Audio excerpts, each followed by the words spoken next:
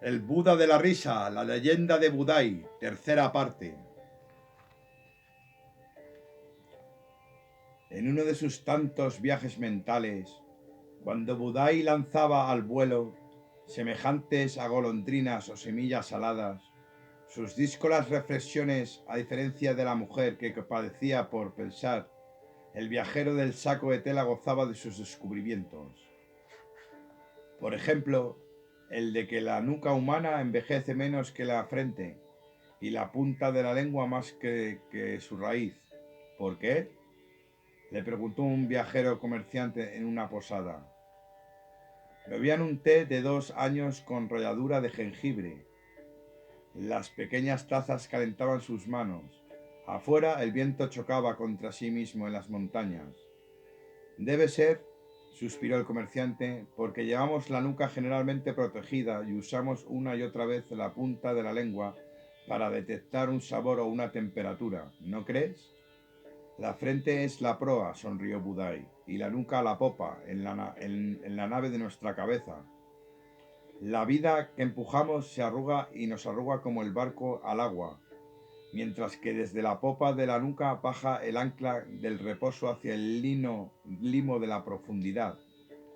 La nuca cicatriza lo que la frente corta, en cuanto a la punta de la lengua discrimina, acepta o rechaza, en tanto que su raíz disfruta de lo que recibe.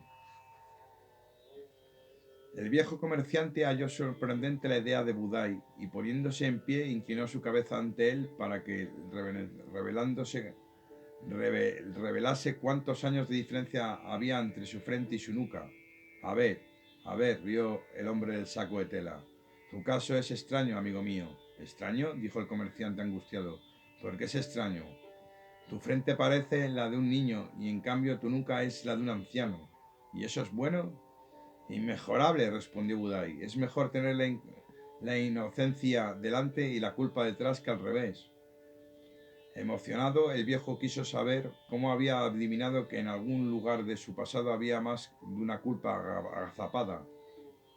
Porque el brillo de tu mirada hace que alisa las arrugas de tu frente, dijo Budai, y tu nuca aplasta y deshace al dormirse los archivos de tu desesperación. Desde que me hice cargo de todos mis males, suspiró, asistiendo el comerciante, los bienes del mundo me parecen inagotables. Bebieron el resto de su té y depositaron las tacitas en la mesa, más cerca de lo que había estado antes.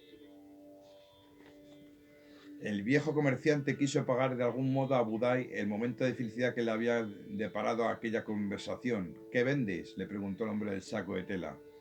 Libros de aventuras, dijo el viejo comerciante. ¿En serio? ¿Cómo me llamo? Den. Pues regálame la aventura más interesante que tengas, dijo Budai. Cuando la historia llamada... ¿Conoces la historia llamada El niño perdido dentro de su propio hombre? Jamás oí hablar de ella, confesó Budai. No se debe comentar el contenido de un libro a quien no lo ha leído, dijo el viejo comerciante. Pero por ser tú te contaré el argumento. Budai, a punto de continuar su camino, puso cara de atención, apoyó una mano sobre su gran vientre y aferró, con la otra, su báculo de peregrino de la risa. Trata de un hombre que pierde la memoria y no recuerda nada, ni su posición social, ni su familia, ni su trabajo, ni mucho menos su infancia, que es en realidad lo que más sufrimiento le acarrea, comentó el comerciante, dándole el libro, que no era nuevo. Budel aceptó con alegría, hizo una reverencia y retornó a la marcha. Que la vida te conserve la sonrisa, le despidió del comerciante, y tu perspicacia no te abandone. El hombre del saco de tela no leyó el libro de inmediato, pero cuando lo hizo no pudo parar de reír, ya que los olvidos del personaje de la historia eran tan grandes e interminables que parecía un tonto incorregible, interrogándose por el color de la luna. Ni siquiera recordaba que la nariz sirve para mucho más que estornudar y las manos otra cosa que rascarse. Baudelaire asistió al gradual desmantelamiento de sus percepciones y registros, anécdotas y sucesos personales, y no dejó de maravillar al ver que aún seguía vivo. Al final el libro le decepcionó, pues se trataba de una mera alegoría sobre la reencarnación, consuelo de muchos y justificación de unos pocos. A medida que el personaje se olvidaba de su vida actual, reaparecía de las 100 existencias de su pasado. El libro, empero, y como si su autor no le bastara con aquellas biografías apócrifas, acababa con una pregunta: ¿dónde está el niño que fui? ¿Dónde va a ser? Dijo Budai. Dentro. En el más interior de los anillos concéntricos que se dibujan en un tronco cortado, se dijo Budai, es su infancia, y no por eso el árbol la añora, y se desespera buscando consuelo en todos los árboles que han sido antes, en distintos paisajes y bajo diferentes climas. En verdad que el Buda recordaba en sus meditaciones más hondas las existencias previas que habían vivido aquí y allí, pero cuando venían a preguntarle algo no decía: eso lo supe cuando fui el rey de Mimicamila. Por el contrario, relajaba al máximo los lóbulos de sus orejas y enfatizaba los dones y carencias del presente, y respondía de tú actual al tú actual. ¿De qué sirve, se preguntaba Budai, perder la memoria de esta existencia y recuperarla de 1000 existencias anteriores? ¿O, para el caso, la de 2000 existencias futuras? De consuelo, le dijeron quienes también habían leído la historia del niño perdido dentro de su propio hombre. De consuelo, encontramos demasiado breve el tiempo que nos toca y demasiado exigua la vida que nos anima. ¿Y cuál es el problema?, les preguntaba Budai.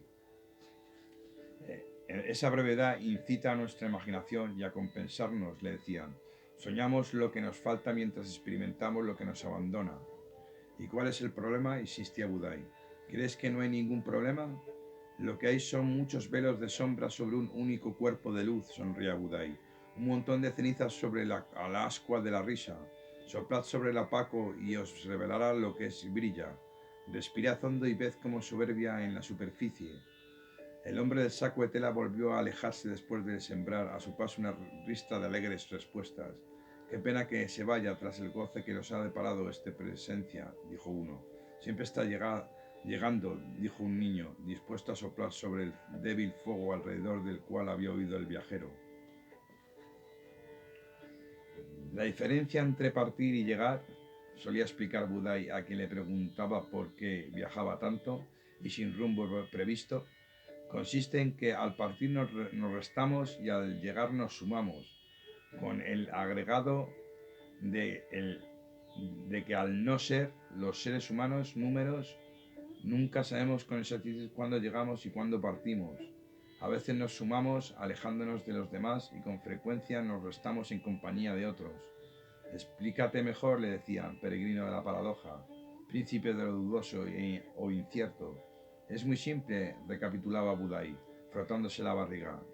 Cuando nos sumamos a una muchedumbre, ya sea una fiesta o una procesión, y nuestro cuerpo se siente presionado y apretujado entre cientos o tal vez miles de cuerpos, el reflujo de la nada nos sube del ombligo a la nuca, obligándonos a preguntarnos cómo se puede estar solo entre tanta gente, mientras que al subir de la cúspide de la montaña para estar con las nubes, la niebla y los pájaros, nuestros sueños se pueblan de seres naturales y sobrenaturales en la cantidad que a veces es imposible contarlos a todos.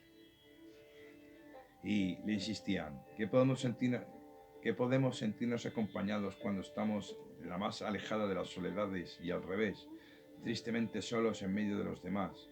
Viendo que sus palabras no gustaban demasiado a los buscadores de simplezas y fórmulas para vivir, Budai agregó: el que sale del vientre de su madre no vuelve nunca más allí, y el que entra a la tumba no vuelve nunca más aquí. Entonces, insistía en preguntarle. Sonriente, despreocupado, Budai daba vuelta a su saco de tela y dejaba caer los restos de una galleta de arroz, alguna nuez y un puñado de semillas comestibles para acabar diciendo: el tesoro está aquí para quien quiera desgustarlo. Maestro peregrino viajero, le gritó una niña cuando Budai cruzaba el puente de los suspiros sobre el río revuelto. Mi padre, el erudito Fen Tao, solicita vuestra ayuda. ¿Qué le sucede? Está, dijo la niña, agitada y casi sin aliento. Está empachado. Le pesa el vientre y se le nubla la vista. Budai accedió a visitar a Fen Tao, quien vivía en una casa de 2 pisos situada en medio de una aldea rica en campos y aguas. Se notaba que ocupaba una posición privilegiada entre los suyos por los signos grabados en el dintel y en el umbral, hermosos caracteres de la tradición confuciana. Gracias por venir, dijo el hombre, con el rostro congestionado. Mejor hubieras llamado a un pulgante, rió Budai. Si lo que no puedes es hacer tus necesidades. Son mis nervios, dijo Fen Tao. Me ocurre siempre que debo realizar los exámenes para ascender en el escalafón del funcionariado. Las tripas se me anudan y me duele la cabeza. El trabajo es cosa seria, sonrió el peregrino, tanto que a veces la seriedad se vuelve trabajosa. Enseguida pidió agua caliente, aceite de sésamo y un abanico y un matamoscas. Budai le dijo a Fen Tao que se desnudase, se arrodillara y con el trasero en alto repitiese con él.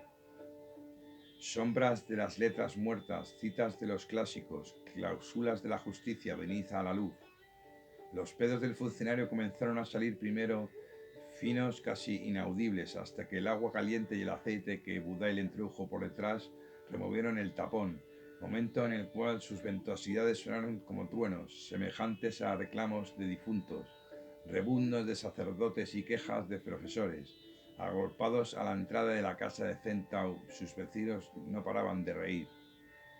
El hermoso perfuma a muerte, comentó Budai, dedicándose a aplastar con el matamosca los invisibles problemas del empachado, los cuales, a su juicio, no eran otros que un exceso de conocimientos espurios y un vanidoso y rígido intelecto. Conocer es clasificar, continuó Budai, pero saber es disponer de lo clasificado. La tercera de tu cabeza debe conservar tu tercio de su capacidad vacía para que el movimiento de servir sea grácil y efectivo. Conocer limita, saber expande, conocer retiene, saber suelta. El genio de los terremotos dijo: no perturbaré más el sueño de nadie, ni destruiré caminos y casas o derrumbaré techos. El violento espíritu del fuego dijo: no brotaré más de modo inesperado, ni devoraré bosques o ciudades. El rugiente tifón dijo: no surgiré más del corazón del mar para engullir barcos y gentes. El pálido y blanco alud de nieve dijo: no caeré más sepultando animales, niños, viviendas. El tirano dijo: no oprimiré nunca más a mi pueblo ni al pueblo vecino. El asesino dijo: no mataré ni siquiera a la más pequeña de las moscas que crucen mi camino. El tigre dijo: no cazaré más a la despreciada cierva que amamanta. El veneno dijo: no mezclaré más mi sabor con el agua o el vino. La guerra dijo: no me entretendré más en enemistar una nación contra otra. La enfermedad dijo: no visitaré ningún cuerpo, molestaré a ningún anciano, ni causaré fiebre o dolor. La desgracia dijo: no perturbaré más la felicidad de las madres o de la serenidad de las abuelas. La muerte dijo: no me llevaré a ningún ser antes de que haya cumplido su ciclo. Pero Budai sabía, y con él muchos otros, que en tanto las buenas intenciones no se transforman en actos, debemos vivir como si la ferocidad fuera nuestra vecina y los accidentes más numerosos que los aciertos. El mundo es cruel y magnífico, cruel porque derrumba lo mismo que erige, y magnífico porque, aun así, cada una de sus manifestaciones es inocente. Camina, le dijo Budai el hombre del saco de tela, a uno que se quejaba de no ver clara su vida, de carecer de ideas y de haber perdido el rumbo. Camina mucho con energía y despreocupadamente. Se hallaban en la feria de los caballos blancos que se hacía cada 3 años en la región de Huai. Los relinchos sonaban envueltos en chorros de vapor. Los animales coceaban inquietos. Aquí y allí había fogatas encendidas y gentes tomando té y charlando. Che Ma, el cambista que no veía clara su vida, se había dirigido a Budai porque le habían dicho que un viajero perspicaz había llegado a la feria y repartía su saber como la mandarina sus gajos agridulces. En los 4 primeros li de marcha, apenas tus pies han iniciado su camino, tu propia inercia rodará decapitada por el movimiento, prosiguió Budai. A la media hora de ruta, lo que estaba en la punta del dedo gordo de tu pie habrá llegado a la rodilla y lo que ensombrecía tu mente estará en el coxis. Atónito por lo que oía, Shema intentó tomar notas, registrar los consejos, pero la mano derecha del viajero se lo impidió. A las 3 horas sentirás que el cofre de las más bellas sorpresas acaba de levantar su tapa. El aire que respiras tendrá el sabor de los melocotones y la luz del tono rosado de sus flores. Entonces querrás tener a mano, como ahora, un pincel, un instrumento para consignar ese desfile de maravillas. Pero la verdadera abundancia es fugitiva. Fascinado por las palabras de Budai, el cambista estuvo a punto de ser descortés y abandonar a su interlocutor para poner rápidamente en práctica lo que éste decía. Y por fin te llegará como un regalo del bendito cansancio, sonrió Budai, tomando asiento sobre un fardo de hierba seca. Te sugiero que hagas caso. Es un amigo que hace dormir la sangre y soñar al cerebro. ¿Qué pensamientos más raros tienes, Budai?, suspiró Shema. ¿Y tú? ¿Qué ansiedad por dejar de ser ansioso? Rió el de suave y redonda barriga. Rió el de suave y redonda barriga. Una vez, sorprendido por unos niños que regresaban de pescar ranas, Budai les preguntó si sabían quién era el inmortal Liu Hai, el que juega con una rana de 3 patas. Ni idea, dijo una niña pequeña. Jamás oí hablar de Liu Hai, dijo su hermano. Los niños miraban con curiosidad al viajero de saco de tela, cuyo prominente barriga se sintieron tentados de tocar. Liu Hai se adueñó de la rana que vive en la luna, engulléndola durante un eclipse, contó Budai, con el propósito de que la revelara los secretos de su luz, que como recordaréis, crece y decrece. ¿Queríais saber por qué es blanca mientras que la del sol es amarilla? ¿Llegó a averiguarlo?, preguntó el mayor de los niños. La rana le contó a Liu Hai los secretos de la luz. Budai rascó la calva, tosió un poco y prosiguió su historia. No del todo, porque al atraparlo durante una visita que la rana le hizo a la tierra, le arrancó sin querer una pata. Oh, dijeron los niños. Liu Hai intentó volver a pegársela, prosiguió el viajero, pero fue imposible. De modo que la pobre con sus 3 patas era tan incapaz de volver a la luna como torpe para avanzar por la tierra. Cojeaba y daba tumbos. Entonces, como no podían regresar a su casa, la rana se quedó para siempre con Liu Hai, contándole historias muy hermosas del sol, la luna y las estrellas, pero jamás de la luz en sí. En este cuento faltan detalles, le decía Liu Hai. Esta leyenda está sin terminar, insistía al ver que esa herida había aumentado las reservas de la rana. En cuclillas los niños escuchaban con atención al peregrino, sentían compasión por la rana de la luna, pero aún más por quien le había arrancado una pata.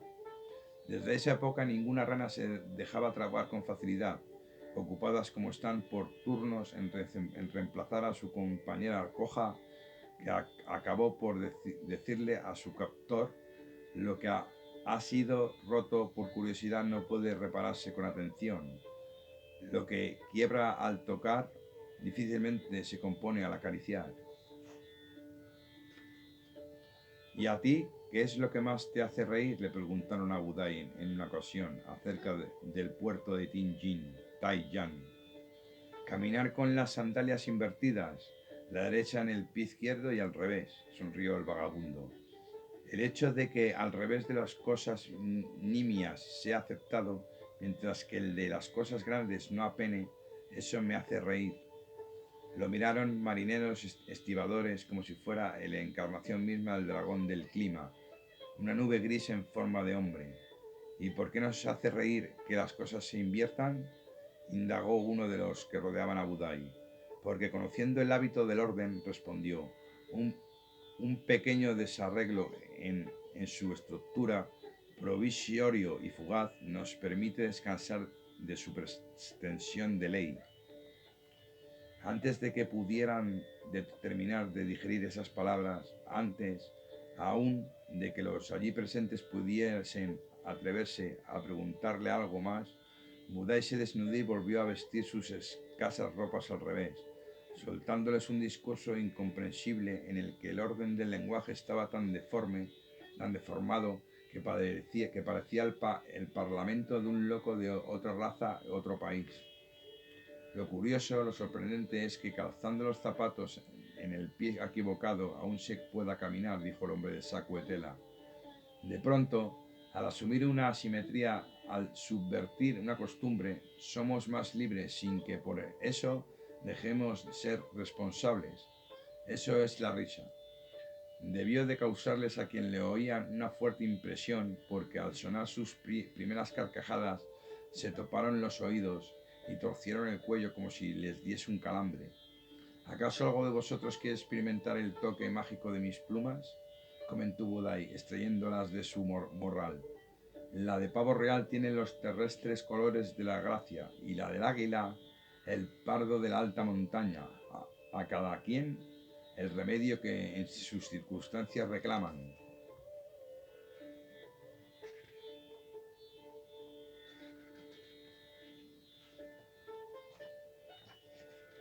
Esa noche Budai pernoctó en el puerto de Tianjin. El viento de la víspera había limpiado de tal modo el cielo que se veían más estrellas de las usuales, y el vagabundo se detuvo antes de dormirse en aguzar la vista para distinguir las diferencias de sus matices y el grado de su luminosidad. A la mañana siguiente le preguntaron si quería salir a pescar y el hombre de saco de tela accedió. Si me mareo, os haréis cargo de mí, ¿verdad, hijo? Es probable que tú nos marees antes a nosotros si vuelves a reírte de manera tan estruendosa. El mar está en calma. Los juncos que partieron al unísono del puerto buscaron sus zonas predilectas entre canciones y órdenes. La brisa era suave y esparció un aroma de algas jóvenes y espumas disueltas. Apenas había navegado una hora cuando comenzaron a surgir del agua los peces voladores, breves espejos de rápidas aletas. Budai, que nunca había visto algo así, disfrutó de la visión señalándolos con un dedo tan inquieto como feliz. ¿Pescaremos alguno?, preguntó a los marineros. Si os ocurre, los devolveremos al mar, dijo el mayor de los pescadores. ¿Por qué razón? La belleza de lo que vuela, sobre todo si proviene del mar, le explicaron, no merece que el fuego y nuestra boca lo destruyan. ¿Se sabe por qué vuelan los peces voladores?, quiso saber Budai. Algunos piensan, le explicaron, que en una época fueron estrellas fugaces que cayeron al mar y no se resignan a dormir bajo un ancho manto de agua, razón por la cual salen de tanto en tanto a buscar el cielo de que él provienen. Entonces deberían volar de noche, sonrió Budai. La oscuridad es el origen de todo, mientras que el sol es su fin. ¿Por qué no te tiras al agua y se lo explicas?, ironizaron los marineros. Sin dudarlo, Budai se lanzó al mar y, como uno de sus oficios había sido el de pescador de perlas, nadó y nadó, protegido del frío por el respetable grosor de su panza ante el boquiabierto asombro de sus compañeros. Al emerger sostuvo, en cada sorpresa lo desconocido se enamora de lo conocido.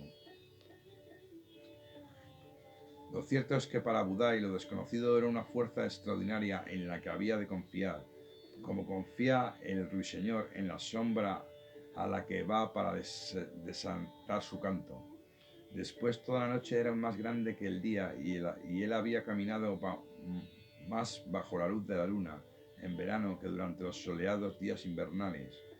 Una tarde se topó con los tres eruditos que discutían sobre la existencia o inexistencia del yo. Para mí, decía el más anciano, el yo es tan pequeño como la pupila del ojo. Están en el centro de la cabeza y lo comanda todo. Budai rió, irritando a los eruditos, quienes, considerando la extravagante y hasta cierto punto soberbia actitud del hombre del saco de tela, continuaron en su diálogo. Si así fuera, dijo el segundo, cuyo aspecto era más orondo aún que el de Budai, pues tenía alrededor de su ancha cintura una faja tan gruesa que podía apoyar sobre ella las manos como en una repisa. Y si así fuera, el yo tardaría mucho en saber lo que sucede en el pie o en la base de su espalda. Señores míos, el yo habita en cada uno de nuestros minúsculos poros, sabiendo en cada instante lo que pasa en cualquier parte de nuestro cuerpo. Es único y plural al mismo tiempo. Budai se llevó un dedo a la nariz y hurgó en sus orificios en un gesto que además de cómico era impertinente. La mente, dijo el tercer erudito, es como una sutilísima tela de araña instalada en el cerebro, que se hace y deshace constantemente y en cuyo centro está el yo, un punto de luz que no vemos, pero nos ve, que no podemos sujetar y sin embargo teje y desteje nuestra memoria. Por fin, viendo que el extraño hombre del saco de tela no se marchaba, los eruditos solicitaron su opinión acerca del yo. El yo, dijo Budai sin dejar de tocarse la nariz, es el sí mismo y el sí mismo empieza y termina en la nariz, que como sabéis es el primero que se forma en el vientre de la madre. Asombrados por tan elegante y original respuesta, pues era cierto que la nariz es el primero que se desarrolla en el feto, la preguntaron cómo se llamaba la noble y excelsa madre que lo había parido, y el vejero contestó, Dong Lan, agujero azul. Dong Lan, agujero azul. En realidad su madre se había llamado Xin, estrella, y su padre Lu, ciervo, y ahora yacían juntos en un cementerio del sur, lejos, muy lejos por caminos de tierra o de agua. En ocasiones los sentía muy cerca de su corazón y a veces, mirando el cielo, les parecía que ella había retornado al lugar de su procedencia y no cesaba de observarlo con compasión, iluminándole, si cabe, el rumbo o bien acariciándole los sueños. En cuanto a su padre, ¿no había visto ciervos en su camino? ¿No había incluso detenido junto a uno que bebía en un manantial, en cuyos ojos vio la fuerte bondad de su progenitor? Los muertos continúan presentes en las vías sonoras que abren sus nombres, se dijo una mañana Budai mientras cruzaba el valle del Polen. Había adquirido la costumbre de pensar en voz alta y práctica que ejercía en cualquier lugar. Al verlo de esa guisa, la mayor parte de las personas solían tomarlo por un chiflado más. Si te llamas Rocío, prosiguió, en medio de su alegre caminar, jade, arco tendido, filo de hoja, puedes estar seguro de que cuando ya no estés entre los vivos, tus conocidos te recordarán en el rocío, el jade, el arco o el borde de las hojas. Pobre Consuelo, le replicó una vez una mujer a la que contó eso en un mercado. Pobre Consuelo son los nombres cuando quienes amamos ya no están entre nosotros. Los seres queridos son irreplazables. Tienen dos opciones, sonrió Socarrón, el viajero del saco de tela. Habitar en el lamento y darle cuerda a la pena, o bien ir del nombre a lo evocado hasta descubrir que aquello que merece nuestro afecto está en todas partes, organizado de otro modo, suelto, flotante a nuestro alrededor, en cierto modo inmortal. ¿Y tú cuál es tu opción?, quiso saber la mujer. Budai se abrazó a sí mismo con fuerza, cerró los ojos y dijo, gracias estrella, gracias ciervo, gracias padres míos. No veo a nadie, insistió la mujer. Heredé el brazo izquierdo de mi madre y el derecho de mi padre, dijo Budai, de modo que no tengo que ir más allá de mí mismo para saber que todavía están conmigo.